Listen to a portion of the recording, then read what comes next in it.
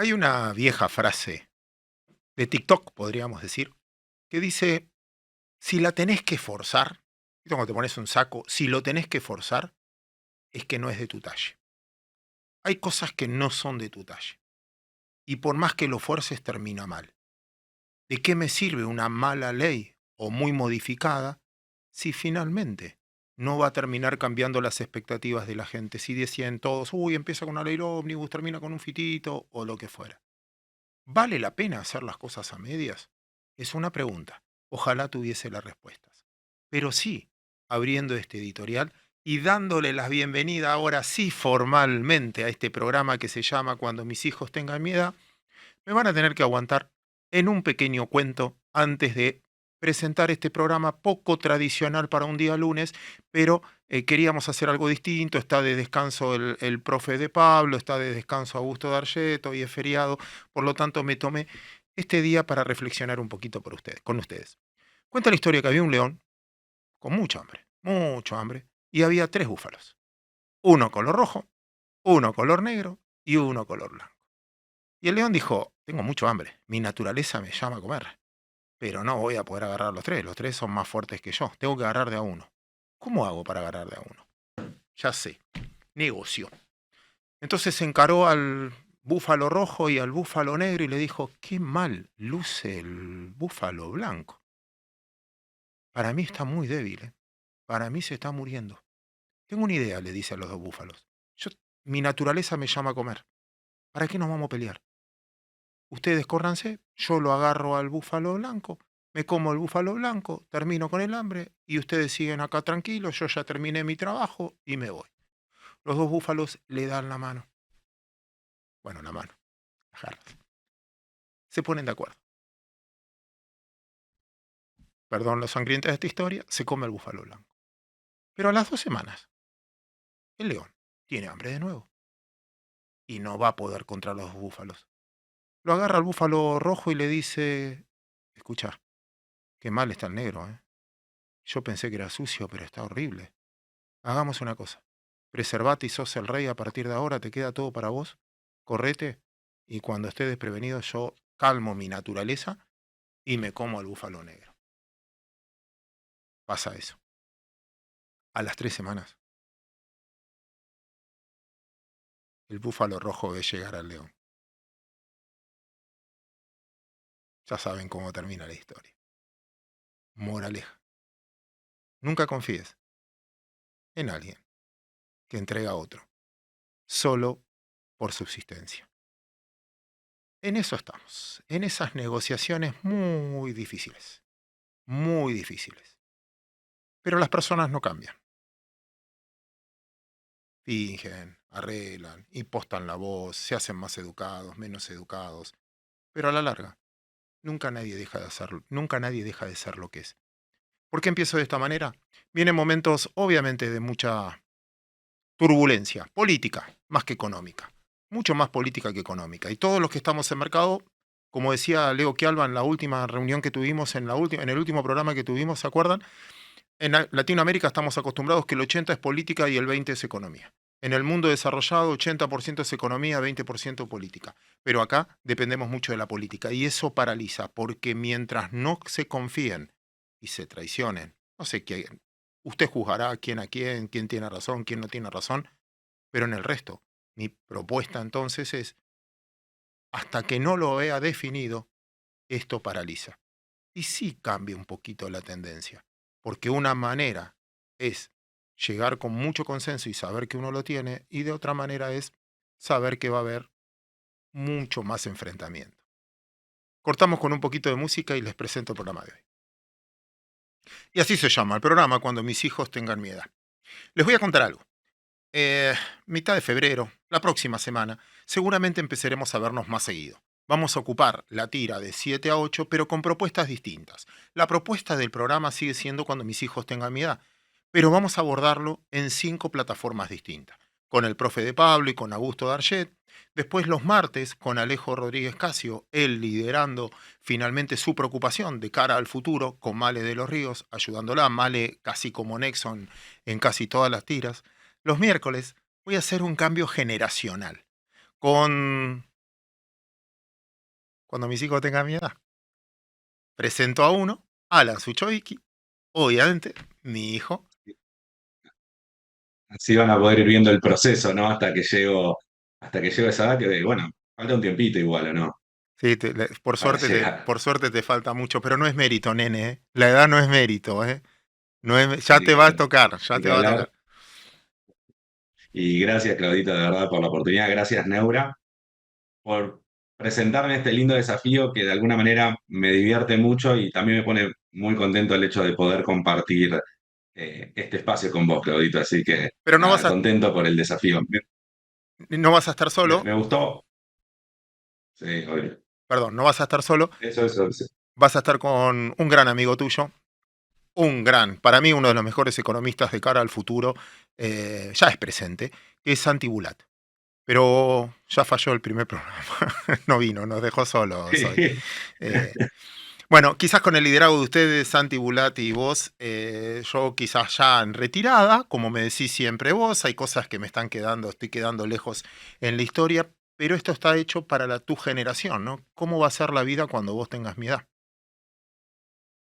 Sí, y de alguna manera tratar de identificar desde el lado que conocemos nosotros, que es el económico, y capaz apoyándonos en mucha gente de otras industrias o que son la actualidad hoy en día de lo que está pasando, de los cambios que pasan en el mundo, para tratar de entender un poco más qué es lo que se está viendo ahora y qué es lo que va a pasar. Es un muy lindo desafío, pero bueno, repito, estoy muy bien acompañado, muy bien acompañado. Un fenómeno. Y te cuento, de paso, si querés, aparte, escuchar, los jueves vamos a estar con Lacha Lázari. Así como pasamos de la discusión de profesores, si querés, desde el lado económico, Alejo, también de la forma un poco más académica y más la psicología de los mercados. Nosotros, hablando más de futuro, ustedes más, yo escuchando más como ustedes hablan de futuro, los jueves hablar un poquito de economía real. Y eso, ese espacio lo vamos a ocupar con Lacha Lázari, un genio. Que hoy casi lo teníamos ahí para presentarse también, así quedó, pero bueno, es la tira para la próxima semana. Y los viernes, Julián Josovich, también muy bien acompañado, va a encarar, pero más del mercado. ¿Qué hacemos con esto? ¿Compramos, vendemos? Desde el punto de vista, desde su manera de ver el mercado, aftermarket siempre fue su sello, que es, obviamente, después del mercado, esas conclusiones que uno puede sacar la cuenta. Pero hoy te voy a hacer trabajar.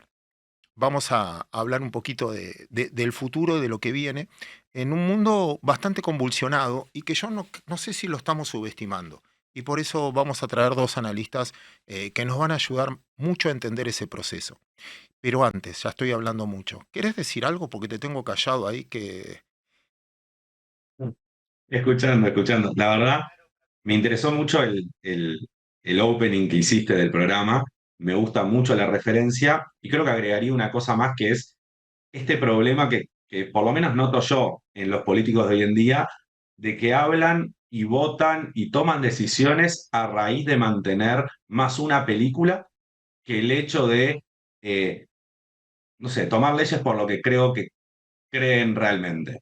Hoy escuchaba, que ayer escuché muy interesante, por ejemplo, a Martín Tetaz, que es un economista que respeto un montón, un político que respeto un montón, que me gustó mucho la defensa, por ejemplo, que él hizo a las críticas de Milei que tuvo, pero por otro lado, creo que en el voto que tuvo, o al final del programa ayer a dos voces, que fue muy interesante, dice, bueno, votamos en contra, por ejemplo, de la ley perdón, del ajuste a los jubilados y también votamos en contra de la suba de impuestos a economías regionales. Entonces, si nosotros estamos de acuerdo, o ponele que nos pusimos un poco de acuerdo, en que el déficit fiscal es nuestro problema, no me gusta el voto diciendo, bueno, no quiero esto ni lo otro, pero de alguna manera nos quedamos en un punto donde no voy a ahorrar, que es donde tengo para sacar, ni tampoco voy a recaudar más. Entonces, creo que se hacen muy difíciles esas discusiones cuando votamos de nuevo para mantener la película y decir después, por ejemplo, no vamos a tocar a los jubilados y a las pequeñas empresas, pequeñas empresas, perdón, o economías regionales, las vamos a cuidar siempre y no entramos en este juego también de dinámicas un poco y de lo que necesitamos en el momento actualmente. Repito, no quiero criticar a Martín porque te repito que lo respeto mucho y de hecho me gustó mucho escucharlo y, y me gustó mucho también la defensa que hizo sobre las acusaciones que se le hicieron, pero de alguna manera en esto lo veo en todos los políticos. desde los más radicales, desde el lado de radicales en cuanto a pensamiento, hasta el lado de la libertad avanza también, cuando, por ejemplo, Milei votó ganancias. Está muy bien, tomo tu punto. Déjame ahora, nada, simplemente por ser más viejo, algo que me dijeron a mí de chico y repito mucho, y que ya te tengo harto también seguramente con eso, es, mira hijo, en la vida no va a ser elecciones entre cosas buenas y cosas malas, porque si no la vida sería re fácil, elegí siempre lo bueno. La vida te va a exponer a elegir entre dos cosas malas, lo menos malo. Perdón, Alan, pero esa va a ser tu vida. Vas a tener. Y entre dos cosas buenas, descartar una buena, con la ansiedad que a vos precisamente eso te genera. Entonces, las elecciones van a ser permanentes. El, el punto, bueno, está bien, es cómo se sostiene, pero es también parte del juego y el tema es la magnitud que nosotros los damos.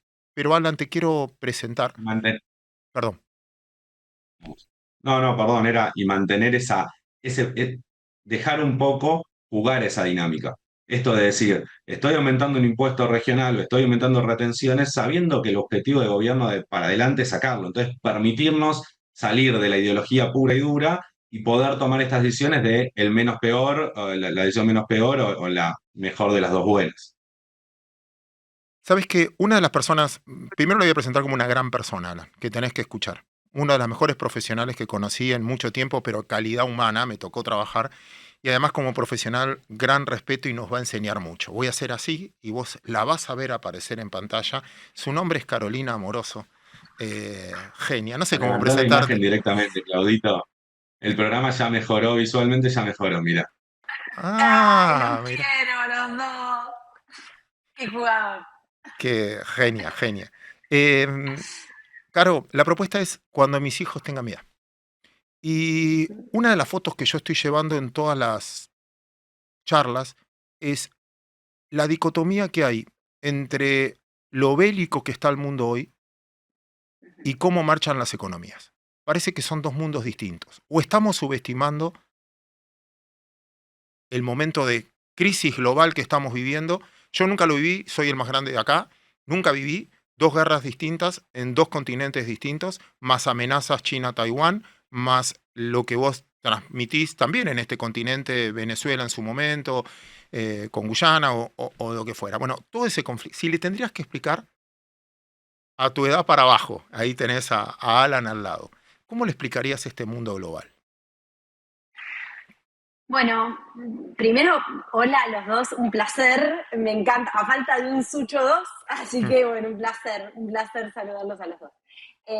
Bueno, yo creo que desde hace 2 años a esta parte el mundo es significativamente peor.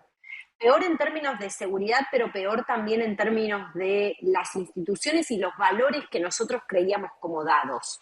Nosotros creemos que hay conversaciones ya saldadas sobre los derechos fundamentales de las personas, sobre la democracia occidental, y esas conversaciones no están saldadas. ¿Qué quiero decir con esto? Esas son defensas cotidianas y son realidades que nos garantizan desarrollar nuestras vidas en un marco de posibilidades que no existen en otros rincones del mundo, pero esas son defensas cotidianas. Muy rápidamente se puede entrar en una pendiente resbaladiza, en una suerte sí, en una espiral descendente que no sabes hacia dónde te lleva, o que mejor dicho, tenemos algunos espejos incómodos que indican que nos llevan a lugares significativamente peores, ¿no? En términos de la reivindicación de nuestros derechos, nuestra dignidad, los valores que organizan nuestra vida. Hablo de estas abstracciones para meterme después con los casos específicos.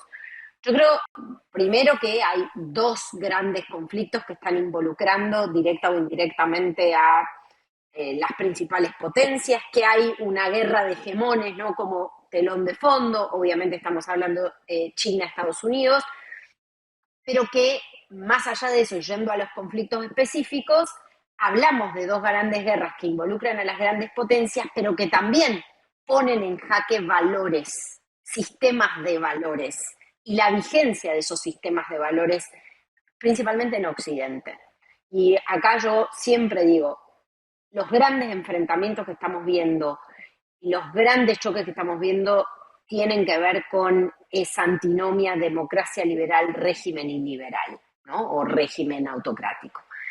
Y en nuestra región lo vemos con 3 autocracias que gozan de buena salud y de permanencia, más allá de las presiones que han vivido, en Venezuela, Nicaragua y Cuba, que entienden también, aprendiendo de algunos maestros indeseables, más lejanos, que su poder radica en muchos casos en su capacidad de daño. Entonces Nicolás Maduro coquetea con anexar el Esequibo, reconocido como un reclamo de Venezuela, pero hoy en control de Guyana, eh, casi copiando el modelo de anexión de Vladimir Putin, pero poniendo en contraste una vez más lo que estos regímenes iliberales significan para la seguridad de las regiones y para los derechos de las personas. Y me parece que en ese sentido hay espejos en todos lados, ¿no? Y en todos estos conflictos podemos ver ese telón de fondo.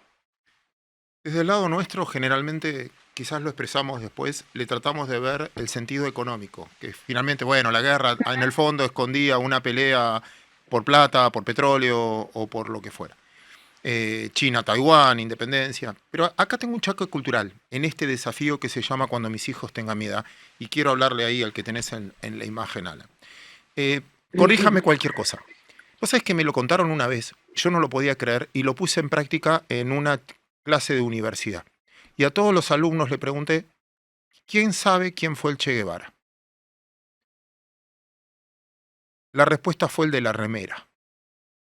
También hay batallas culturales que estamos dando que no incluyen a mucha gente que dice, yo no tengo esas diferencias. O sea, como a mí de chiquito, yo no escuché a Perón. O era chico cuando falleció. Y de repente, peronista, ¿qué dijo? ¿Qué dijo el general? Y me metí en una batalla repitiendo lo de mis padres o lo que fuera, que yo no sé si la mayoría de la sociedad que tienen la edad de ustedes en ese proceso está involucrada en esa conflictividad global que hay. No sé si se entendió la Sí, reflexión-pregunta.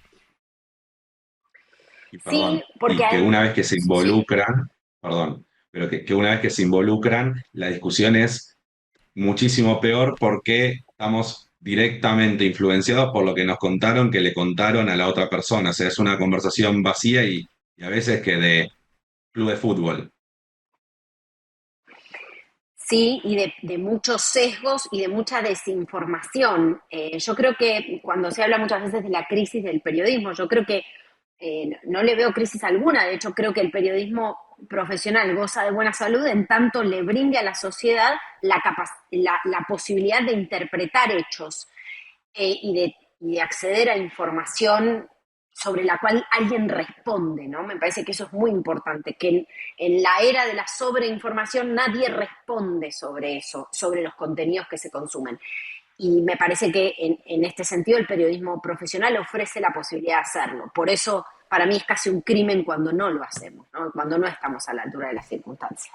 Más allá de eso, otra de las cosas que veo es que en esta cultura del consumo de los contenidos y de la mostración de contenidos y demás, lo que se genera es una suerte de espectáculo de la tragedia. Esto se ve mucho en la reproducción de hechos vinculados a guerras y hay que tener mucho cuidado con eso, porque eso tiende a banalizar, a vaciar de sentido muchas veces los hechos y lo que algunos de estos sucesos significan para millones de personas, literalmente millones de personas.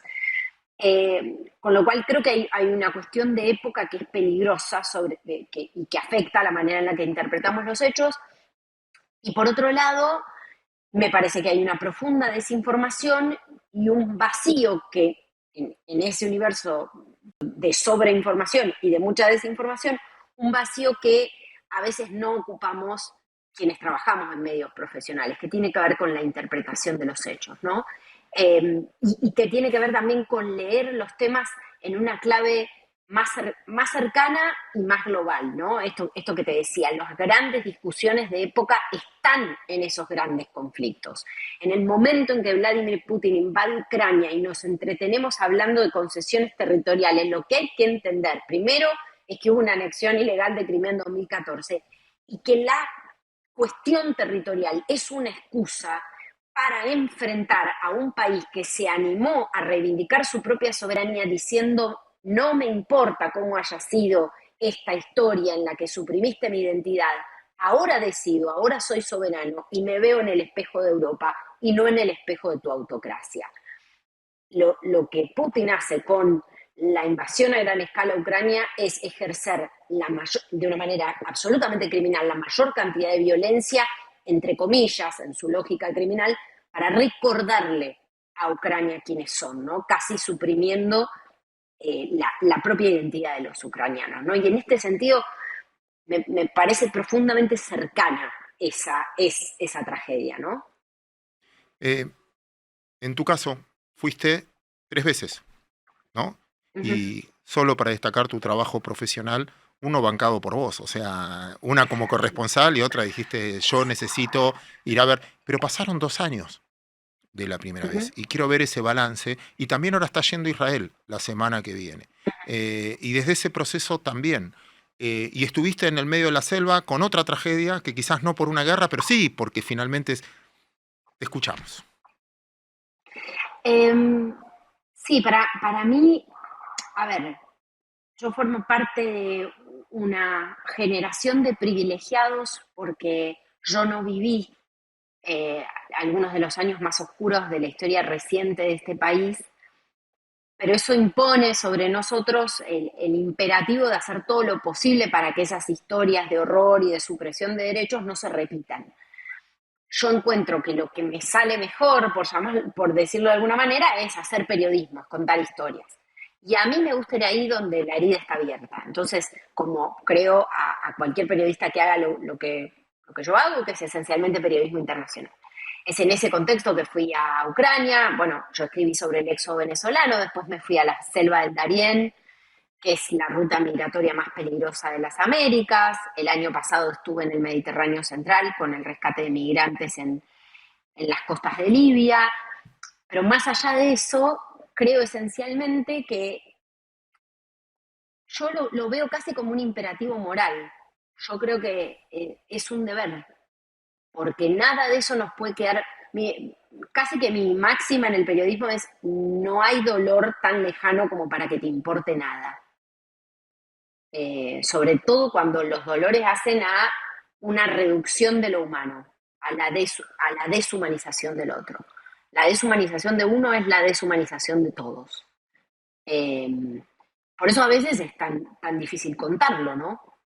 Porque si no está ese puente de entender que la historia del otro no es una mercancía, no puede ser espectacularizada, sino que es una historia que cuenta lo peor de la humanidad a veces, o lo más cruel de la humanidad. Bueno, si no está esa perspectiva, para mí no hay periodismo tal como lo consigo, ¿no?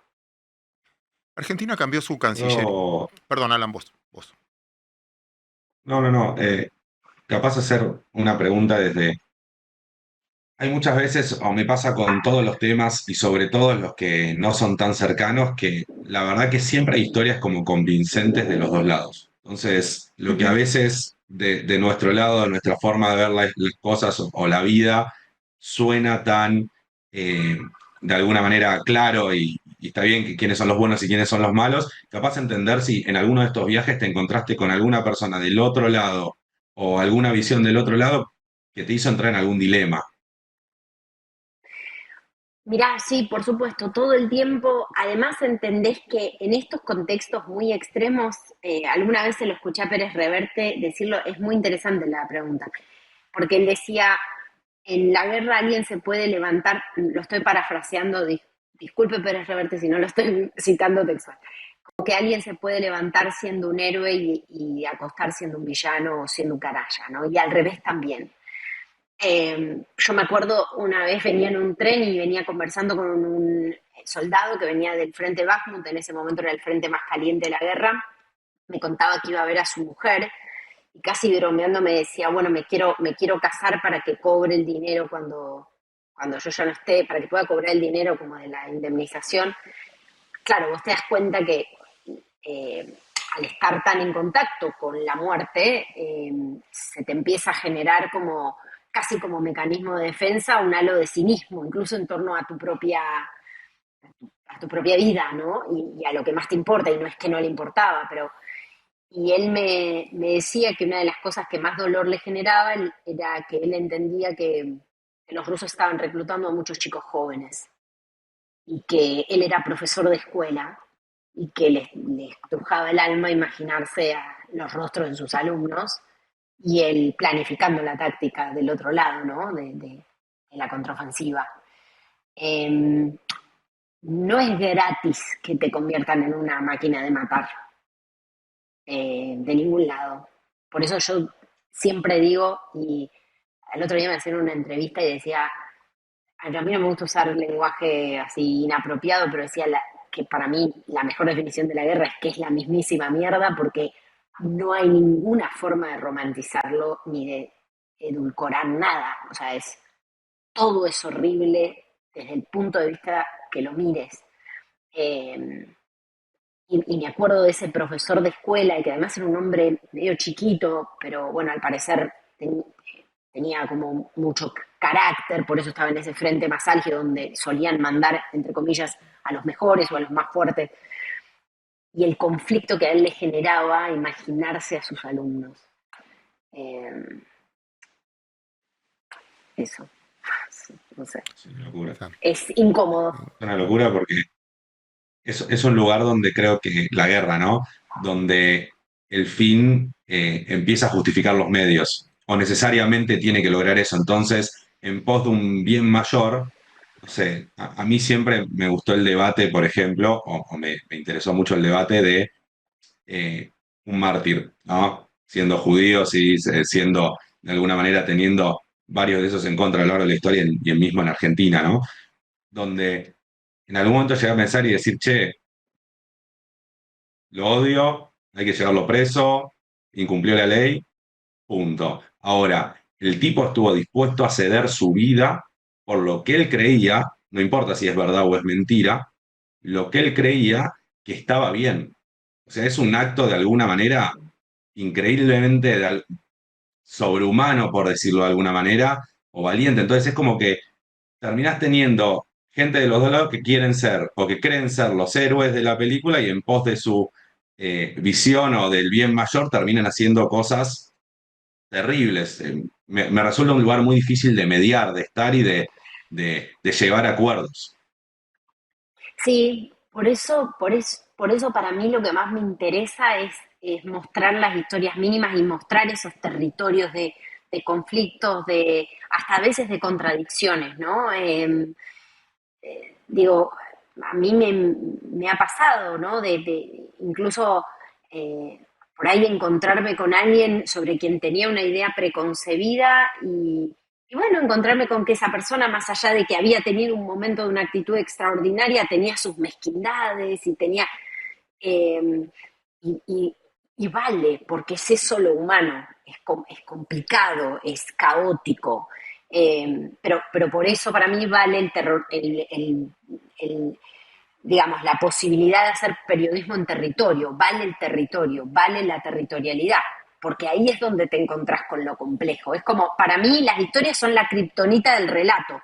Por eso yo digo, no voy a discutir con nadie de otra vez, por enésima vez, si Venezuela se arregló o no. Primero porque ningún país se arregla en dictadura y segundo porque estuve en la selva del Darién. Entonces ahí se termina todo. Cuando miles de personas están dispuestas a arriesgar su vida, a meterse con sus hijos, a sufrir agresiones sexuales en el caso de las mujeres y las niñas, a las peores inclemencias y los peores infiernos que una persona puede pasar para escapar de un lugar, ya se terminó. Esa es la kriptonita. Se terminó. Todo lo que podamos discutir empieza y termina ahí. Eh, entonces, bueno, sí, como vos decís, ¿no? Me parece que ahí es donde las historias te dan esa riqueza a la hora de discutir, además ese territorio del sí pero, ¿viste? A mí ahora me pasa mucho con El Salvador, ¿no? Bueno, recientemente hubo elecciones, el presidente obtuvo una victoria aplastante, ¿no? Bukele, estoy hablando de Bukele, el hombre de la megacárcel, un hombre que es muy elogiado por líderes de la región, muy criticado por otros, pero que le hizo frente a la violencia de las maras, y al principal reclamo del electorado, que era mayor seguridad y hacer algo con la violencia que terminaba dándoles índices siderales al Salvador. Un país que ha tenido una diáspora enorme, en parte también por causa de la violencia de las pandillas de las maras. Ahora, el cómo también es importante. Y cuando marco, por ejemplo, que hay organizaciones de derechos humanos que denuncian casos de detenciones arbitrarias, que hay un estado de excepción que se prolongó, por consiguiente, derechos que son cercenados, que hay un hombre que está concentrando el poder y que, digamos, exhibe como logro el haber entrado dentro de un régimen democrático en una lógica de partido único. Cuando yo veo eso, la agresión a la prensa y demás, y esto no es como esa defensa corporativista, pero sí porque es un indicio de una deriva autoritaria, yo lo marco. Y me ha pasado, por ejemplo, recibir mensajes como, pero ¿de qué derechos humanos? ¿De los derechos humanos de los que asesinan y matan? Los derechos humanos se definen por su universalidad, valen para el peor de todos. Esa es mi convicción. Pero bueno, nada, marco esto, perdón que me derivé, pero lo que quiero decir es que es bastante más caótica y requiere un ejercicio más fino y más enfocado a los ciperos, a los matices, al interlineado, que esta suerte de posicionamientos de trazo grueso a los que nos empujan también estas lógicas de las redes sociales, de tener una posición tomada, porque hay que tener una posición tomada sobre todo. Y bueno, yo sobre la mitad de estas cosas tengo más preguntas que respuestas, ¿no? En este mundo, déjeme hacer así, como arte de magia, ustedes que son sub 30, Caro, repito, ustedes No, dos que son, los dos son sub 30, déjenme meter en esta charla, déjenme meter a alguien de mi edad, pero que también, que quiero mucho y me enseñó mucho en la vida, y algo así aparece Sergio Berenstein con nosotros. Hola, Sergito. Hola, un beso grande a los tres. A Alan lo conozco como si fuera hijo mío. Ahí está. Nada, estabas escuchando una parte y era el cambio generacional, ¿no? Si hay un debate en el mundo, y ahora me voy a meter con la Argentina.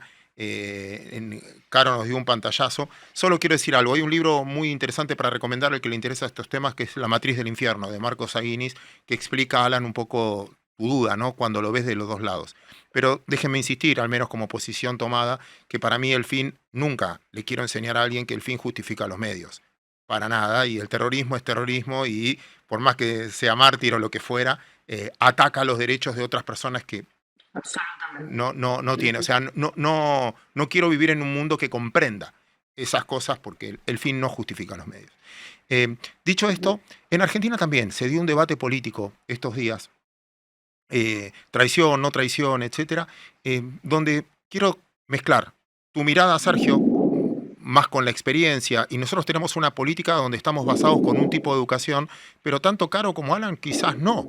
La palabra libertad significa otra cosa, la descentralización significa otra cosa, quién me representa significa otra cosa, diciendo, bueno, falta diálogo, una vez lo discutíamos, ¿no? Perdón, y yo ya termino. Falta diálogo, o necesitas consenso. ¿Consenso entre quién? ¿Quién es el que representa a cada sector? ¿Quién se jacta de ser el representante del otro sector o lo que fuera como para decir hay consenso? Ahí los escucho en esta dinámica que van a venir, ¿no? 3 o 4 meses de enfrentamiento donde quiero pensar y ayudar a pensar a los más jóvenes el momento que viene. Sergio, te escuchamos. Dos ideas muy sencillas. La primera, en política siempre hay intereses. Puede ser intereses económicos, pueden ser intereses que vienen de visiones del mundo, de cuestiones religiosas, de concepciones culturales. Hay intereses y hay sectores que defienden sus intereses. Para ellos son fundamentales. La lógica de la política democrática es justamente utilizar todos los recursos posibles, tienen que ver eso con el diálogo, con la persuasión, con la disuasión, con la negociación, para poder lograr que esos intereses no entren en conflicto. Y si entran en conflicto, pues se resuelve en general de manera política, ya sea judicialmente, ya sea con otro mecanismo, mete a la voluntad popular, pero no hay intereses buenos y malos, hay intereses. A uno, pero en lo personal, le puede parecer mejores algunos que otros, pero digamos, todos la misma. Hay algo que se llama mayoría. El voto te genera mandatos. El problema aquí es que hay muchas veces corre el riesgo de interpretar mal ese voto. Primero, todos los políticos que son electos tienen legitimidad. Y esa legitimidad vale lo mismo. El intendente de Jamayá o el presidente de la nación tienen la misma legitimidad. Cada uno defiende sus intereses, pero la legitimidad es la misma, exactamente. No importa si uno lo votaron. 56% del electorado y el otro 56% de su ciudad. Y Sergio, te interrumpo ahí un segundo. ¿Ustedes, Caro y Alan, escuchan bien o soy yo solo el que escucha Más o menos, Hay pequeños sí, a veces lo gaps. pierdo. eso? Oh.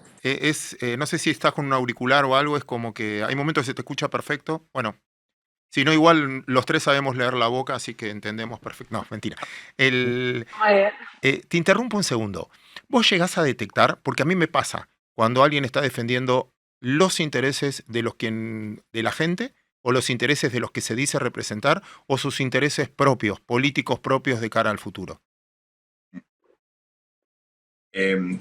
A veces hay una mezcla y no es sencillo determinar, digamos, si los intereses son personales, si son sectoriales o si son un conjunto de ciudadanos, ¿no? Y es cierto que en la política de todo el mundo, con regímenes autoritarios y con regímenes democráticos, esto es un dato. No es que en la Argentina hay kioscos en todos lados, dijo Toto Caputo, que es amigo mío, por eso es al margen. O sea, respeto lo que dice. En todas las partidas políticas hay negocios en todos lados. Porque la gente hace negocios. Los políticos también hacen negocios. El problema es que sean negocios turbios o que sean negocios que impliquen eh, privilegios obtenidos por acceso a la información privilegiada. Negocios hacen todos y no está mal, es un dato de la realidad. Excepto que digamos, como sociedad, que queremos políticos que no hagan negocios, bueno, entonces hay que hacer una regla específica y que el que entra a la política te diga decir, bueno, yo no puedo hacer ningún tipo de negocios. Hay estudios de abogados que tienen legisladores que son abogados de esos estudios. ¿Está mal eso? Yo creo que sí, pero no es ilegal, entonces tengo que aceptarlo. Eso pasó siempre. Entonces, el punto acá es entender que la lógica de los intereses. Ahora, ¿cómo haces corregir macroeconómicas severas como ahora con situaciones de veto? Bueno, lo primero que tenés que hacer es jerarquizar los debates.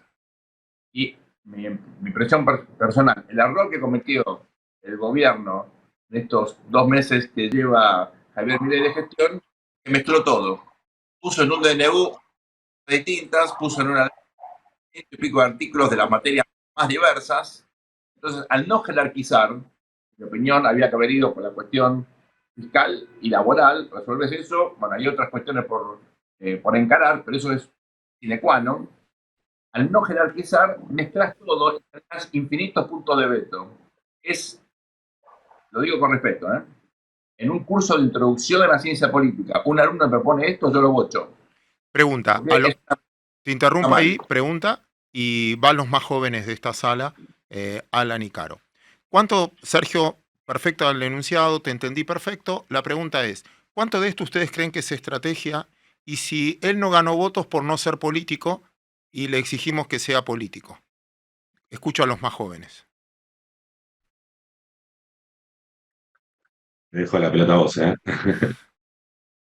Bueno, a ver, para mí, definitivamente el ejercicio de la política te convierte en un político. Así hayas hecho campaña con una consigna antipolítica o anticasta, digamos. Hoy Javier Milei es un político ejerciendo un rol político, con lo cual se le imponen los mismos desafíos que a cualquiera bajo un régimen republicano con división de poderes. Me parece que se está encontrando con el desafío de las limitaciones de su estructura, ¿no? Para mí es muy importante marcar esto. Yo escuché mucho comparaciones con el fenómeno Bolsonaro en Brasil y ni que hablar del fenómeno Trump en los Estados Unidos. Quizás como fenómenos haya cosas análogas en términos de las consignas y demás. Pero tanto Bolsonaro como Trump estaban apoyados en instituciones fuertísimas, de larga data y de enorme penetración en sus respectivas sociedades. Me refiero, en el caso de Bolsonaro, a un partido con un ala militarista, con un vicepresidente militar, con el peso, lo gravitante que también era esa figura, y en el caso de Donald Trump, las principales instituciones en los Estados Unidos, que es el Partido Republicano. Ahí hay una diferencia con Javier Milei, que es su estructura es posterior a la consolidación de su figura, o es más chica que la consolidación de su figura, ¿no? Y me parece que esa limitación, bueno, se plasma en números, ¿no? En la representación que tiene legislativa y en las posibilidades que tiene esa estructura de tender puentes para negociar o para dialogar con el resto de la política y lograr darse a sí mismo un marco de mayor posibilidad de ejecución de su ideario, ¿no? Sí, si me permitís también opinar sobre eso, capaz dando un poco la postura, es más vaga porque es un poco también más ideal desde algún punto, es difícil de demostrar, pero en principio opino igual. La política te hace jugar con juego de la política y la tenés que tener clarísima para llegar a cabo lo que querés llevar para adelante, eso no hay duda. Ahora, sí creo que hay determinadas formas de hacer política que tienen ellos, que es esto, por ejemplo, de exponer lo que pasa en el Congreso, mostrar a todo el mundo lo que se está votando y después filmar adentro del Congreso y decir quiénes votaron para la gente y quiénes no votaron para la gente, que es un poco este juego que tiene esta forma de jugar de el político antipolítica y pegarle al político capaz de alguna manera en donde más le duele, que es con gente que representa. En esa línea, de nuevo, estoy totalmente de acuerdo, una vez que entras en política, te obligan a hacer política, pero creo que él tiene esta forma de jugar y el equipo que gana capaz no se toca, que es la que está tomando ahora luego de la derrota en el Congreso, que es esto de expongo a los que votaron en contra mío y les empeoro de alguna manera o juego con la imagen del pueblo a mi favor. Un, Sergio, una vez... Lo que pasa que, perdón, Sí, el equipo que gana no se toca, me parece que, más allá de que es buen lema futbolero, una de las mayores cosas que yo aprendí, por lo menos en mi vida profesional, es que los elementos, las herramientas o las capacidades que te llevan a un lugar no son las mismas que te van a llegar al próximo punto al que quieras llegar. Con esto lo que estoy pensando es, creo que el presidente tiene que trabajar en una mayor profesionalización de la comunicación y en una integración mayor de los componentes de su espacio y amigarse con la idea de que indefectiblemente estás haciendo política, con el discurso de la no política, que no deja de ser un discurso de campaña, pero que indefectiblemente está haciendo política. Te tomo, Caro, esa palabra. Sé que te tenés que ir. Millones de gracias por la compañía el día de hoy. Si no, te quiero liberar. Nosotros nos quedamos con Sergio, que el otro día lo escuché en una charla decir justo lo que acabas de decir vos, con una frase de Cardoso, presidente de Brasil. Seguro mejor, No, seguro mejor, así que me callo. no, después nos quedamos hablando de vos, pero con vos presente sos la mejor. Los quiero mucho. Chao, chao. Cuídate. Beso, Carlos. Sergio, vos el otro día decías eso, ¿no? Con palabras de Cardoso. Gobernar es comunicar. Claro, Cardoso, recordemos, era bueno, vive, ¿no? Pero sociólogo de los más reconocidos de la región, una persona infinitamente citada por colegas, o sea, es una persona con una gran capacidad reflexiva, había sido senador, había sido también ministro, primero canciller, después ministro de Hacienda de Brasil, antes de llegar a la presidencia. Sí, tenía una ventaja enorme y era su formación intelectual y efectivamente su experiencia, cosa... Milei tiene lo primero, aunque en economía y de una manera muy singular, y no tiene lo segundo, que es la experiencia. Pero Cardoso afirmó que gobernar es comunicar, gobernar es explicar, es darle a la sociedad argumentos. Vos tenés la obligación de hacerlo. Y por supuesto tenés que hacerlo de forma tal que el otro te entienda, o sea, está en vos hacer el esfuerzo de facilitarle a la ciudadanía en su conjunto la comprensión de temas que muchas veces son técnicos o que tienen una complejidad enorme por la naturaleza, naturalmente, de la política pública, ¿no? Eh, eh, Me quedé con algo que decía Caro, me gustaría retomar acá, ¿no? Ella decía, no te sirven los mismos instrumentos, las herramientas, las tácticas que te llegaron al punto A para ir al punto B. Ascender no es lo mismo que después jugar en primera. Claro, ningún técnico que te asciende, ningún equipo que te asciende después te saca campeón.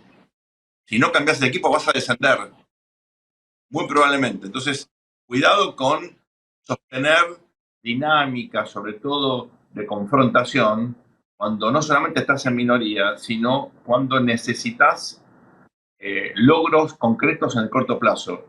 Ninguna sociedad, por más amplio que sea un triunfo electoral, te da la posibilidad de gobernar sin llegar a poder devolver algo en términos de política pública, lo que se llama en inglés delivery, sin lo que es el delivery nuestro, que alguien que traiga efectivamente la pizza. Bueno, hace falta pizzas, hace falta que la gente reciba algo rápidamente, si no, ese contrato, que es un voto, se rompe. Ese es el problema de la legitimidad de ejercicio.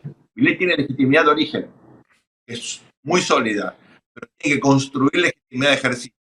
En mi opinión, en Argentina eso se traduce en algo que es fácil y difícil, y es bajar la inflación. Ahora, una pregunta en el medio de eso político. Alan, perdón que te metes cuando querés y yo ahí me metí de prepo. Que es lo siguiente, quizás yo adicto, por lo que hago, por mi función, por lo que trabajo, soy medio adicto a las noticias, de escuchar análisis, de leer un montón, de los que elijo, ¿no? De querer leer. Y a veces veo como un sobrecastigo, como diciendo, si arregla, porque arregla, si no arregla, porque no arregla, si una ley ómnibus la convirtió en fitito, si el fitito, bueno, y al final era, ¿de qué sirve hacer algo a medias si no es lo que vos estás buscando? O sea, yo estoy a veces de acuerdo o me puse de acuerdo diciendo, bueno, si la tenés que modificar, es más, empecé el programa de hoy diciendo una frase de TikTok, que una vez la escuché en TikTok, perdón que esto me tira para abajo, pero la escuché en TikTok, que es, si no es de tu talle, perdón, si lo tenés que forzar, no es de tu talle. Si yo el saco para abrochármelo me tengo que forzar, Claudio, no es de tu talle, ya no es de tu talle. Entonces, si tienes que forzar mucho la situación, es que no está bien. Y ese es el punto, es, ¿no lo están sobrecastigando por su poca estructura, quizás a veces de defensa? Yo creo que acá lo que falta es una narrativa completa de hacia dónde quiere ir el presidente.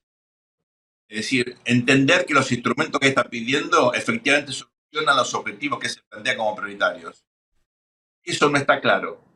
Cuando vos tenés un objetivo de máxima que es muy difuso, es muy difícil justificar sacrificios o necesidad de conseguir instrumentos cuando no queda claro qué porcentaje de la solución te brinda justamente lo que estás pidiendo.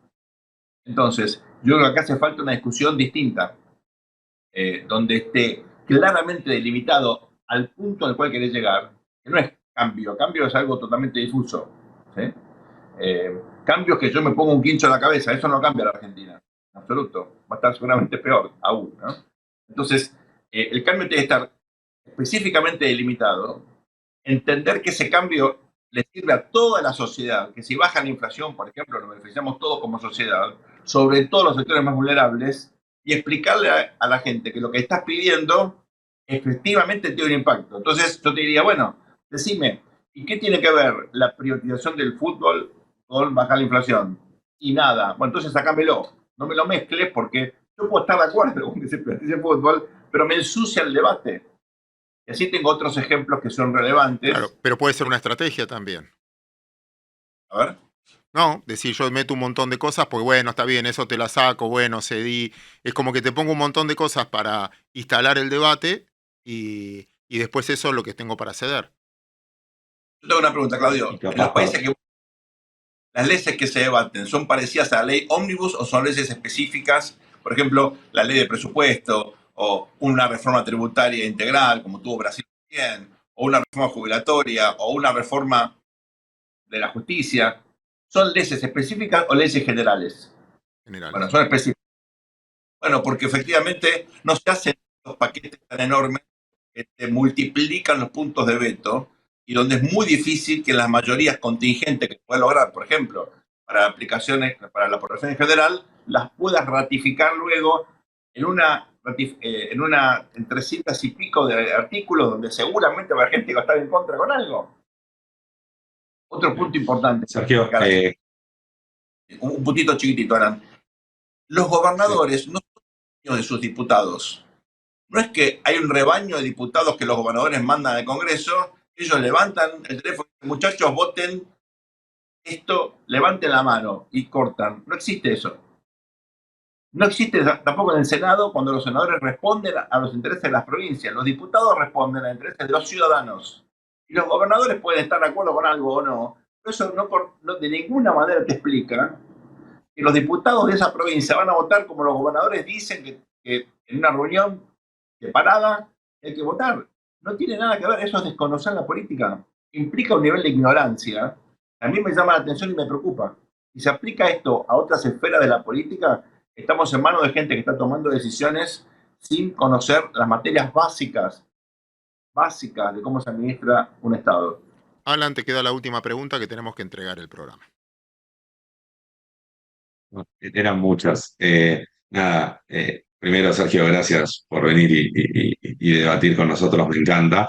Te retraigo capaz a la era Macri, en donde por lo menos escuchando un par de funcionarios luego de tener de perder en 2019, una autocrítica que por lo menos yo escuché bastante era, y entre ley y ley que llevamos al Congreso, nos terminaban negociando por cada ley que queríamos sacar medio punto del PBI, cosa que nos hizo muy difícil después solucionar el tema del déficit, que era una de las cosas más importantes. Entonces, capaz la estrategia de hoy venía más a ver cuánto me negocian de un tiro, que algo se negoció, se sacó el paquete fiscal, etcétera, como una estrategia también política distinta. Igual entendí tu punto y lo tomo. Pero bueno, es capaz de entender cómo lo hubieses planteado vos o qué consejo le hubieses dado, entendiendo que los dos extremos también son malos. Yo no doy consejos, doy como opiniones, ¿no? Respeto, obviamente, lo que hace el gobierno. Y aparte, el presidente tiene derecho a equivocarse. Eso hay que entenderlo también. Digamos, nadie nace sabiendo gobernar. Nadie. Aún los políticos más experimentados que llegan luego de cargos ejecutivos relevantes, gobernadores o senadores, ministros, se equivocan. Así que este presidente también tiene derecho a equivocarse y la sociedad tiene que comprenderlo. Hay una curva de aprendizaje que es la adaptación a un desafío inédito como es el ser presidente, que no se parece nunca a nada, ¿no? Pero mi opinión es que Argentina necesitaba, y el presidente esto lo conoce mejor que nadie, es el primer presidente al que no hay que explicarle esto. Necesitaba resolver la cuestión fiscal. Bueno, eso requiere una cantidad de instrumentos. Y haber logrado en diciembre por lo menos una media sanción enviando un paquete fiscal que él tendría que haber preparado de antes, cuando llegaba el día de diciembre tenía que haber anunciado que iba a mandar al día siguiente al Congreso un nuevo acuerdo, un nuevo pacto fiscal en la Argentina, que incluya todo, que incluya el gasto, que incluya los ingresos, la cuestión jubilatoria, que sea un paquete integral, con una reforma tributaria como la que requiere el país. Y vos con eso le dabas vuelta, le mostrabas a la sociedad, al mercado, al Fondo Monetario, que ibas a poder efectivamente bajar el déficit, porque tenías esa fórmula que fue el diablo en la Argentina en los últimos 20 años, porque duplicamos el tamaño, que comprometía también a las provincias, porque parte de ese esfuerzo que tenían que hacer las provincias y los municipios, cambiaba ese juego con una ley.